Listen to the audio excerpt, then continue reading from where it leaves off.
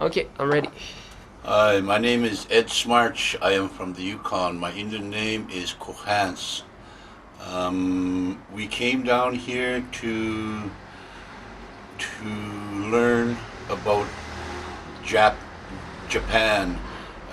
We fulfilled it, and I'm quite happy with what we have done. Uh, when I was young, very young, at the age of 6 years old, uh, the government made most people that lived on the land send their kids to school, and if you didn't, went to jail. Or and I was in residential school for from the age of 6 years old till I was about 13, I would imagine, or 10, something like that. Uh, my culture was taken away for that many years, and when I got back, I started learning it all over again. I spoke my language when I was a young kid, probably, but now I can't speak. Uh, the Great Spirit, that's who brought us here. And when I say Great Spirit, it's the Heavenly Father, the Holy Ghost. I pray lots to Him. He has bring me a long way. Um, the things that we do, I pray for Him to guide us, to help us, and He is showing me the way. What's the difference between you said you had an accident and before and after you started sculpting? Before you started. In 1993, I got in an accident on the 2 Mile Hill in Whitehorse. My knees don't attend to work as good as they used to, so now I have to depend on my carvings, my artwork, my knife making, my everything I do with my hands. I have to depend on. If I didn't have this, and if Alex didn't bring me back to my carving, I would have a hard time. Now I'm carving. Now I'm starting to bring back my culture to myself. Hopefully, I'll be bringing students to my little. I call it a little village when I finish it in Teslin. I was born and raised on that land that I got till the age of 6 years old, and then they took me to residential school.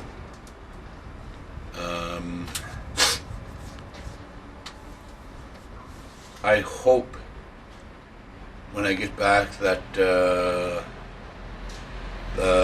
band office of my hometown, the people of my hometown will understand what I'm trying to do here and back me up.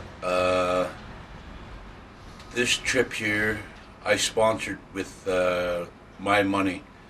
I don't know if I'll get it back, but I hope I do, because $60,000 to $70,000 is lots of money for one person to spend. Do you think by taking your culture on an international level, it'll help to Yes, preserve it? well, if I did it international level, then the younger generation in my hometown will start learning their culture again, because nobody wants to do nothing for free. So maybe this way here we could pay them maybe $60 a day to help around the camp, like cut dry meat, dry fish, and stuff like that. Learn their language, learn how to prepare skins, learn how to cut dry meat, dry fish, what kind of berries to pick during the seasons, just to prepare for the winter, like we did a long time ago when there was no stores. Is there a big difference in the climate when you were a child Very and now? much difference. Right now I'm sweating, and I hope this interview is over pretty quick, because the ozone is hurting right around the world. We feel it more in the Yukon because we're further north and it's colder. The sun is getting hotter right far as Inuvik, the North Pole, there's openings in the ocean there. It's getting bigger and bigger and bigger. The ozone is getting bigger and bigger and bigger. We see different animals, we see different birds, we see different bugs in the Yukon that we have never ever seen before. So, I think you had overall a good experience. You're happy to meet the Ainu people. Yes, a very good experience. The Ainu is similar there.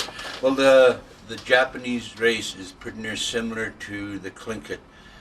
They pray similar to us. They have eat out similar to us. They eat everything like us. Yeah. Maybe one last word, a little controversial question. Some people are against hunting, or they don't agree with killing animals. Can you tell about like the good side of it and how you don't waste it? You know. The good side of that is the good side of hunting animals. We don't waste one bit of the animal that we kill. We take it all, and if the Greenpeace don't care for us hunting animals, well, they should put some monies towards our community so we can go to the store and buy our food.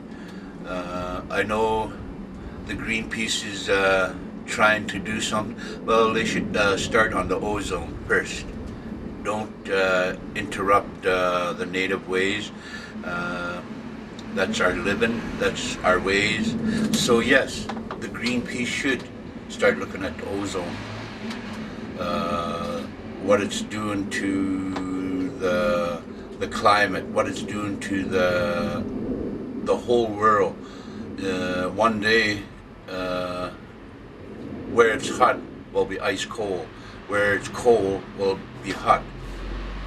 That's where I am in the Yukon. So I hope Greenpeace will have a good look at ozone and what it's doing to the world.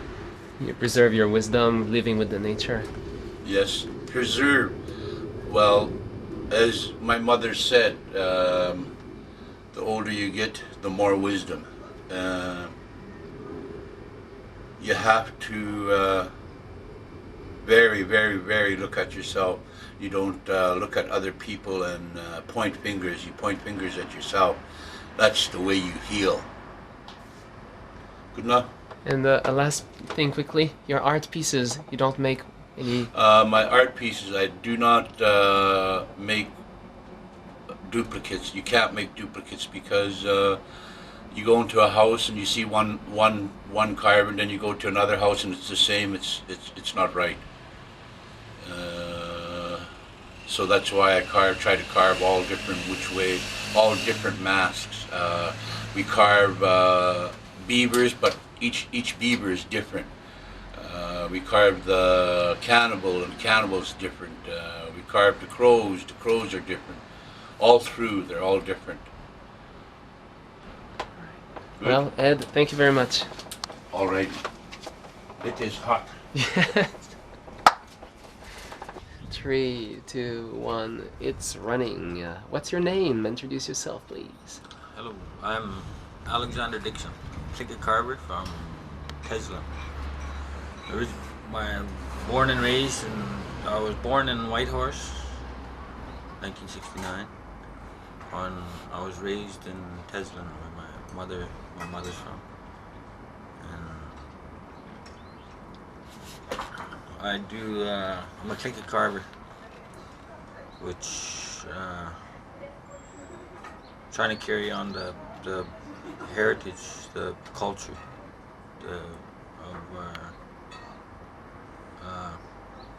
trying to keep our heritage alive, and I'm doing it through carving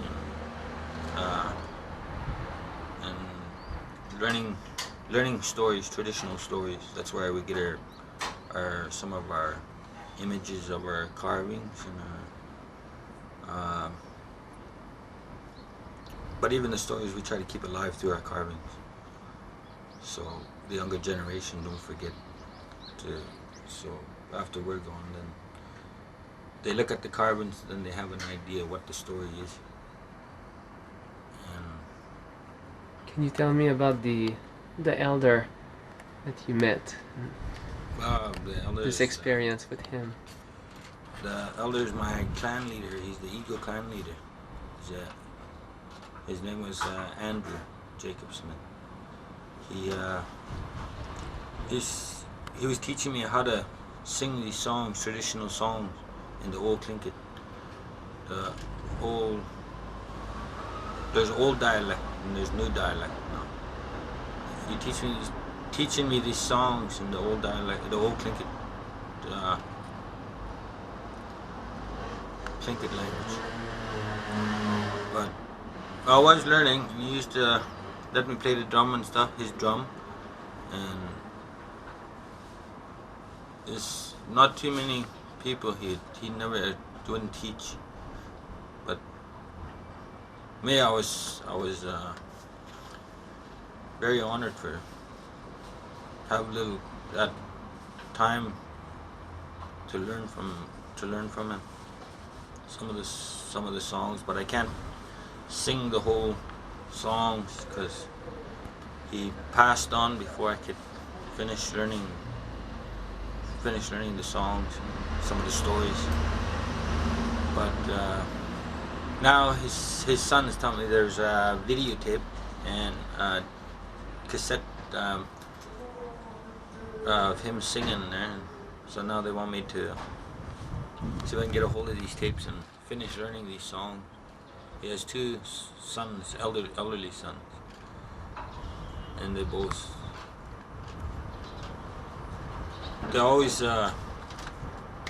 always ask me to sing these songs when I see them, and they ask me to finish learning these songs from these tapes, which when I get back I'm going to see if I can get a hold of these tapes and I'll finish learning them. And then maybe next time I come back to Japan, hopefully soon, I'll be more prepared and I'll learn all these songs and I could share it with the Japanese. What was your goal when you came for coming here, and how did it go? And to learn about another culture, to learn about the Japanese culture, and to see, you know, the difference between our culture and theirs, and there's a big difference.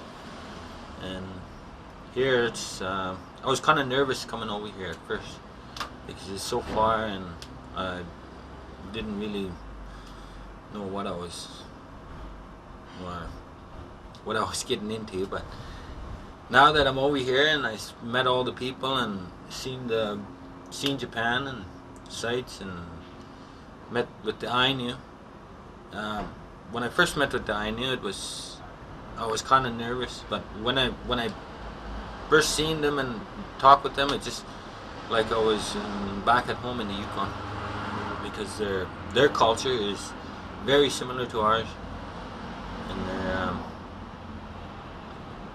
their ceremonies is very similar. They feed the fire like the way we do, and when they're doing the ceremony, and so. And myself, I never got mistaken for Japanese once here, but I have been mistaken for an Ainu quite a few times, and but it's a big difference compared to our culture. Here I couldn't believe how much respect the Japanese have for each other and for other people, and they're also kind. And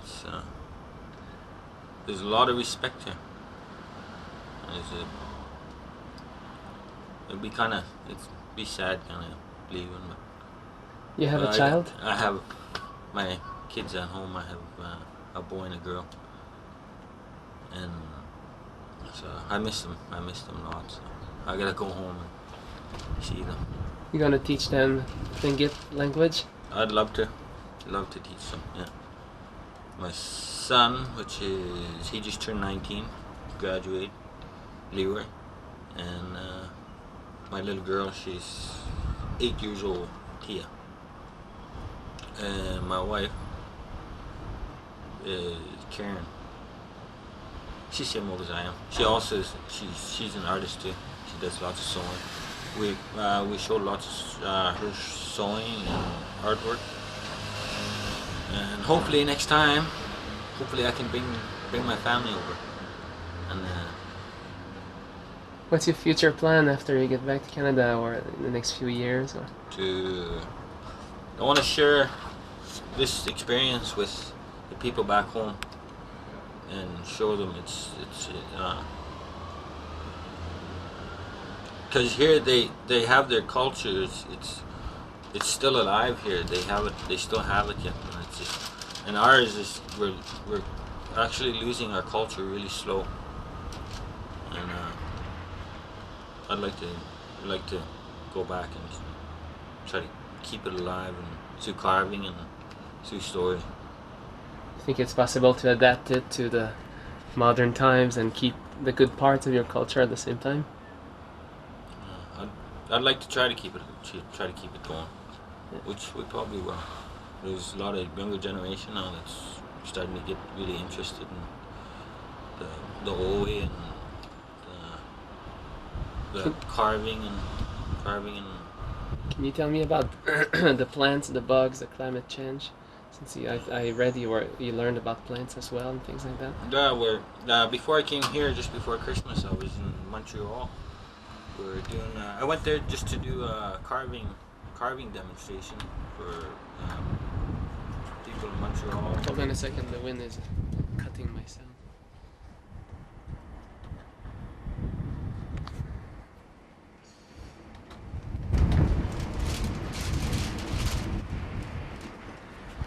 Okay, so Montreal. Yeah, when I was in Montreal, it's I met a lot of different natives there. There was over 180 something different nations from around Canada and certain parts of Mexico and from around the world. You know, that was really interesting to learn about how much their land is changing too, as well as ours, and it's also affecting their animals as well as ours. And as for us, there's and for the people in Alaska, which is that's where it will be, I think, be more affecting them the most around Alaska, where the polar bears are, because if the climate change and the ice melts and the icebergs melt, the polar bear will be affected by the climate change and certain bugs and smaller animals and birds, which we need for the land. The animals are the ones who take care of the land. So that's where we should learn. We should learn from the animals how to take care of the land better, and not to take too much from the land. Like to. Anything else you want to add to finish? Anything I'm forgetting?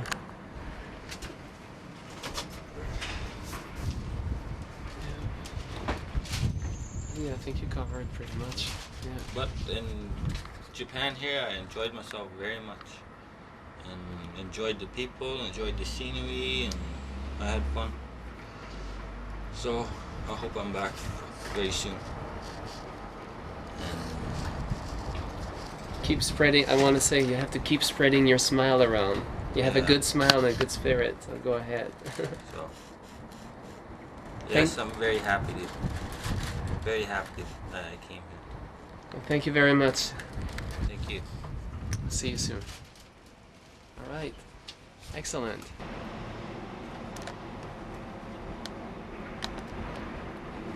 It's rolling. Hello, my name is Linda Bonneyfoy.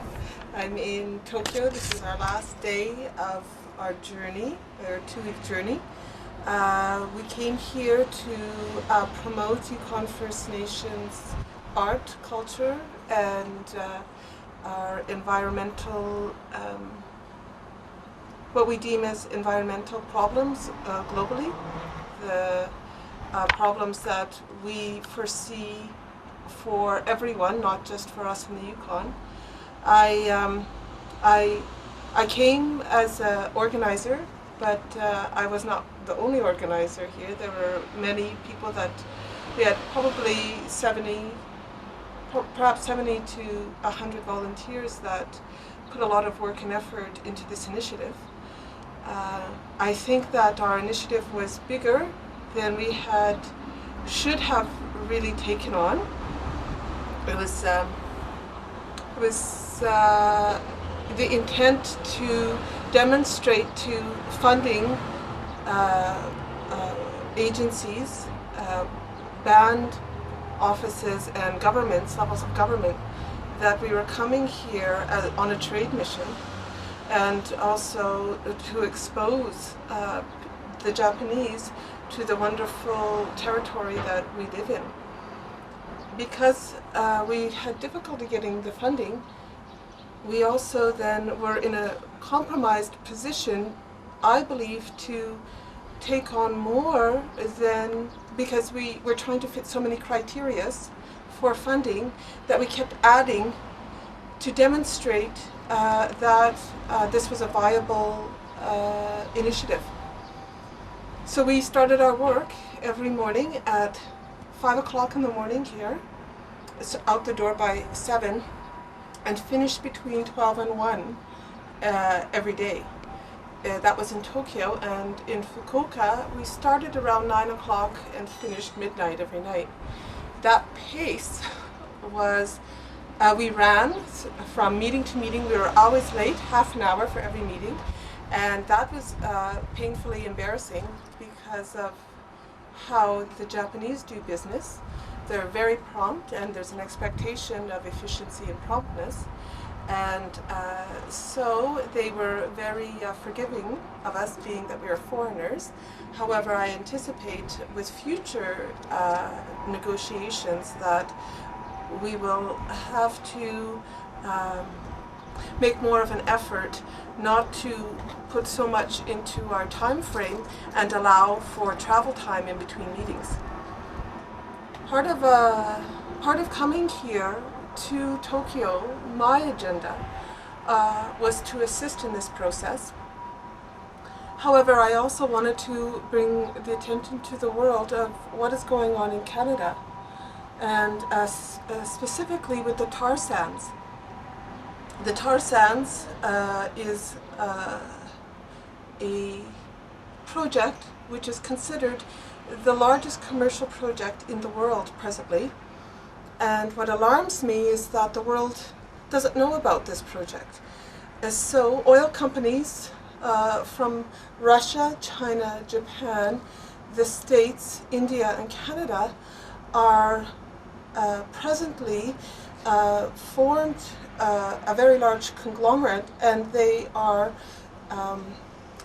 proposing a number of wells in Alberta to serve the oil and gas needs of the world. What people do not understand is there are, I believe, 3 of these wells in operation. I believe that there's a proposal of 19. Already we are 30% over our allowable emissions for Kyoto, and the environmentalists working on this project say that it will be the largest environmental, they predict, if all of the wells go through, the largest environmental disaster of the world. I'm concerned that our media in Canada is not educating the public about this initiative, and so I've come to ask the Japanese people to assist us. Also the Green Party in Japan, BBC, and also friends of mine in Finland who are involved in the environmental movement there. This project does not only affect Canadians, it affects the whole world. So because I want my children to have clean water to drink and good air to breathe, and to be able to eat the food grown on our land, I ask for intervention from the environmental communities of the world and from the women's organizations around the world to ask our federal government, the Canadian federal government, why they are now in a position in the media saying the Kyoto is too strict and all of the countries want to renegotiate that. I think rather than saying that Kyoto is too strict, I think what we need to do as a global community is to look at alternative resources and look at solar panel and wind energy. These are renewable, and the oil and gas development is not, and it causes so much pollution and causes so much damage to our environment that is no longer a viable solution for energy. I guess another thing that I could speak on is my family, my mother's family. My mother is a quarter First Nations, but my grandmother was half First Nations from Newfoundland, Canada. And it's interesting because I'm fair-skinned and fair-haired, not always fair-haired. However, another thing that I actually had wanted to express is that many people that are around the world that have mixed blood are not visually what you would see as First Nations people. So I believe that a time has come. We were visiting with some Maori children in the hotel that we were staying in, and they are, many of them, blonde-haired, fair-skinned, and half Maori. So, you know, I think that it's time for the world to start looking at how we perceive First Nations or Aboriginal people around the world. And I met many Japanese people here who have such a love for the message that traditional First Nations people bring, that I think that it can be said that First Nations is what's an Aboriginal belief systems are what you live. It's who you are and what you live. It's not necessarily your skin color, because to look at me, I am not your typical First Nations person. In addition to that, I would like to say that we came to the Japanese because of what we perceive as a kinship in culture. The respectfulness and dignity in which the Japanese carry themselves is the same respectfulness and dignity that is evident in First Nations communities in the Yukon Territory. So as far as cultural exchange goes, or a promotion of ecotourism, it is my understanding that Yukon First Nations would like to do business with the Japanese because of their mindfulness of the environment and their social mindfulness. In closing, I would like to say that we did meet our objectives here in Japan. We met with the Ainu and have been invited back. We wish the Ainu all success in their forward movement to be recognized by the Japanese government as the Aboriginal peoples of this country, and that what has been wronged will be made right. We also feel that we have made friends, and we have something to bring back to the territory, and that is that people do want to come to the Yukon. They want to experience the room full of people here this morning. All of them are looking at their schedules and figuring out when they can come to Canada. So I believe that Canada has viable alternative economies other than oil and gas development. And in closing, I would like to add one more thank you, and that was to Ed Smarch. Ed Smarch, when we didn't get our funding to come to Japan, he very graciously, and Ed came into some money, and he took that money and as a grassroots organizer shared that money. So I would like to thank Ed Smarch for that financial contribution, and I'd like to thank his family, Betsy and their children, because of the sacrifice that he made to move this initiative forward. They gave also. So thank you, Ed, and thank you to all the many people who are too many to list that helped us realize this vision. And I'd like to thank all of, again, the people that organized for us and our cameraman, Eric, in Japan. Thank you. Thank you very much. Great. Covered it all? Yes. Hey, What the?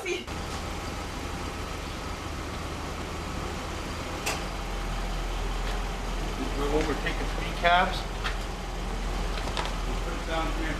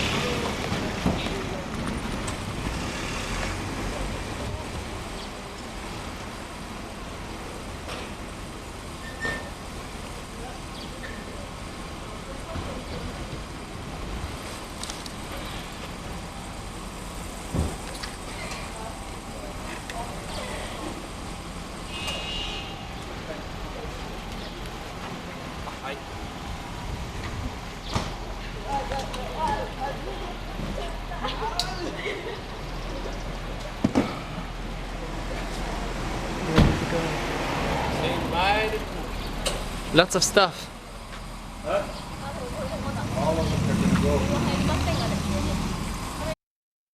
Very hot here.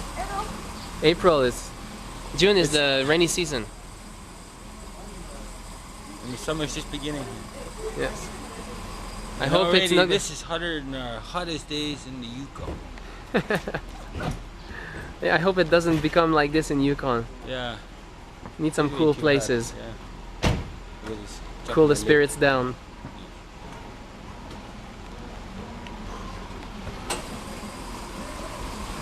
You're going to the airport? lip. Going to the airport. Say adieu. Alright. What? How do you say goodbye in Tlingit? No word. No word?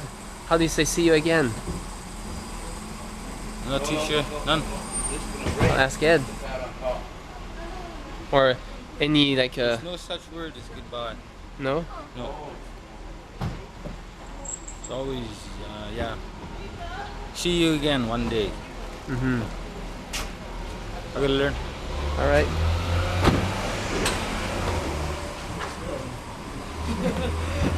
Do you remember how to say see you again in Tlingit?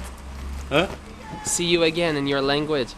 No, I do not know how. It's just goodbye. Have a nice trip, safe Yeah. trip. We'll be in touch. Hey, hey.